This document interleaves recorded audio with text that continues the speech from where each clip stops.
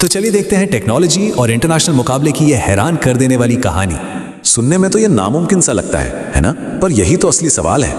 आज के जमाने में सबसे ताकतवर चिप्स ही असली ताकत हैं। समझिए, ये नया तेल है और इस रेस में फिलहाल अमेरिका सबसे आगे है, खासतौर पर एनवीडिया जैसी कंपनियों के साथ।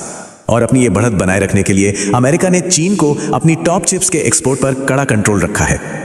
अब कहानी में एंट्री होती है एक अमेरिकन स्टार्टअप फास्टवेव की, जो मेडिकल फील्ड में काम कर रहा था। उनकी टेक्नोलॉजी कमाल की थी, एक ऐसा लेजर जो धमनियों में जमे कैल्शियम को तोड़ सकता था। तो इस पूरी कहानी में ये 3 नाम सबसे अहम है। अब देखिए, एक चीनी कंपनी ग्रैंड फार्मास्यूटिकल ने फास्टवेव में 40% की बड़ी हिस्सेदारी खरीद ली। और सिर्फ हिस्सेदारी ही नहीं, बोर्ड में 2 सीटें और फंडिंग पर वीटो पावर भी हासिल कर लिया। लेकिन सवाल यह है कि एक मेडिकल लेजर का चिप से क्या लेना देना? यहीं पर साइंस काम आता है। इसे ऐसे समझिए, लेजर लाइट आम लाइट के मुकाबले कहीं ज्यादा फोकस्ड और पावरफुल होती है। इसी फोकस्ड एनर्जी से लेजर धमनियों में मौजूद कैल्शियम को बड़ी सटीकता से नष्ट कर पाता है। पर फास्ट वेव के लेवर में एक खास तरह की लाइट वेव मौजूद थी, एक्सट्रीम अल्ट्रावायलेट यानी EUV रेडिएशन।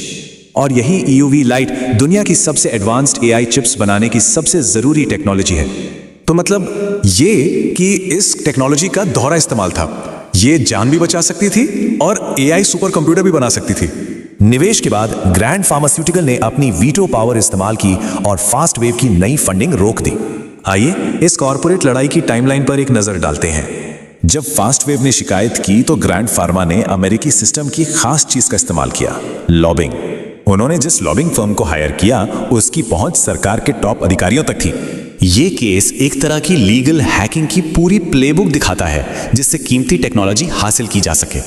ये दिखाता है कि कैसे तानाशाही सरकारें लोकतांत्रिक देशों के सिस्टम की खामियों का फायदा उठा सकती हैं। ये केस तो सामने आ गया, पर ऐसे और कितने मामले पर्दे के पीछे चल रहे होंगे?